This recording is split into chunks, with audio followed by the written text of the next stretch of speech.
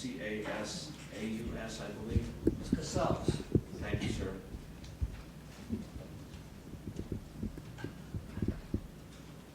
Gentlemen, my name is Fred Casals, and our son was, the reason I'm here is because I see in the news and read the papers, it's all about shootings.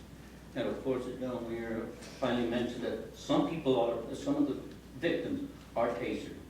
Our son was tasered, and he died as a result. And what makes me bring this to light is because, it doesn't matter if you shoot them or taser them, they're just dead. We're not going to get them back. And I do believe that the police department needs new leadership. Because, what we're seeing right now is just for what you read. You see a lot of corrupt things being said. You can see them, actually.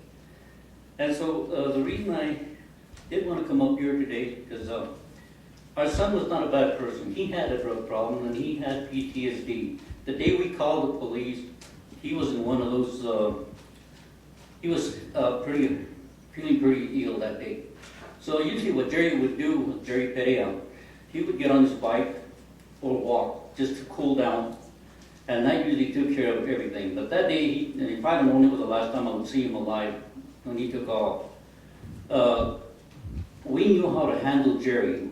All we had to do was pick up the phone and threaten the police, and he would run back in his room.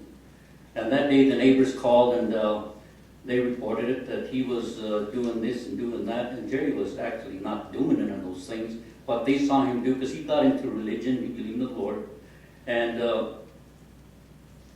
they claimed that he was throwing things around, which he wasn't. He was running from the house from my house sits toward the back a little bit, so he was running to the front asking, Lord help me, Jesus help me. And he had with him, I'd like to show you what it is. Chief? Okay. The paper reported our son, he attacked the police. And they described him as over 300 pounds, over 6 foot tall. My son was only 5'10", 220 pounds.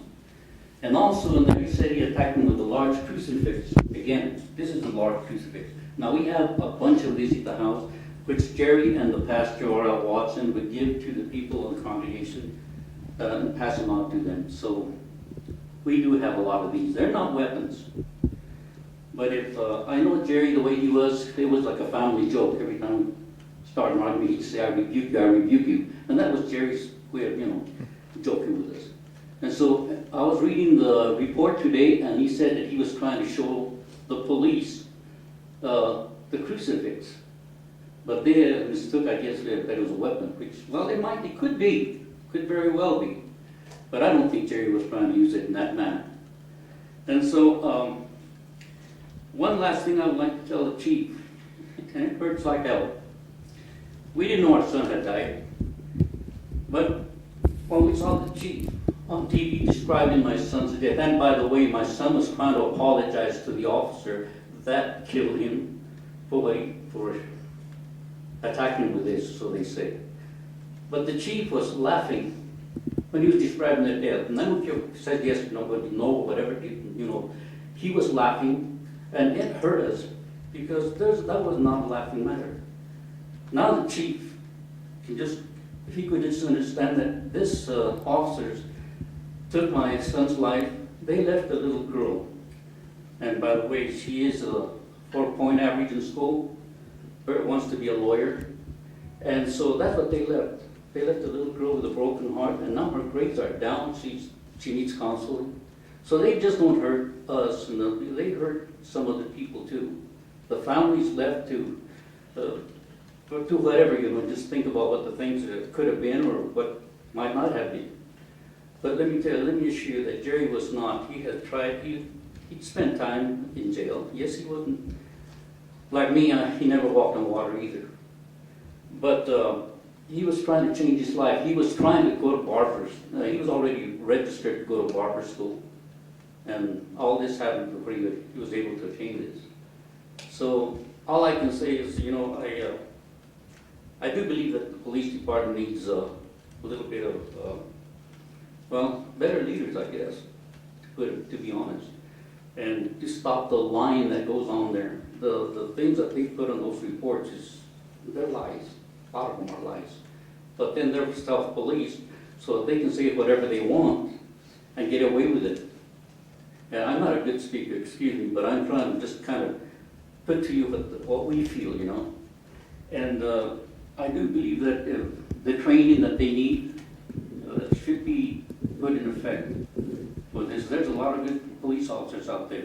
I would not want to be a police officer. I know the job would be, somehow I wouldn't want it. But there are good police up there. And then we have this other one that I wouldn't give you a dime for. Because I've been stopped too, and for no reason at all. And so I kind of think, you know, there was an instance one time when I work at night, and I'm going home at 10 o'clock at night, and the officer stops me for speeding 5 miles over the speed limit. And so I didn't see nothing, I just accepted the ticket, I'm going down for it, and he followed me. And as he's following me, there's this blonde, and I noticed, a blonde girl in the little bike car passed me like a bat out of hell. And she was doing about 45, 50 miles an hour. I was only doing 35. And so we got to the light. The policeman went right around me and he stopped right beside me. And I kind of motioned to him, well, you know, what? And he just gave me a smirking like that, you know. That's being abusive to me. And that I wouldn't give you a dime for that, man. Because, you know, it cost me, I'm a custodian. So I don't make that much money, okay, 72 years old. I don't make that much money, so every little bit of money that I make, it's honest, it's earned. And so what I try to do is use it the best way for me. But that took $100 out of my wallet, and that hurts. So gentlemen, that's what I have to say.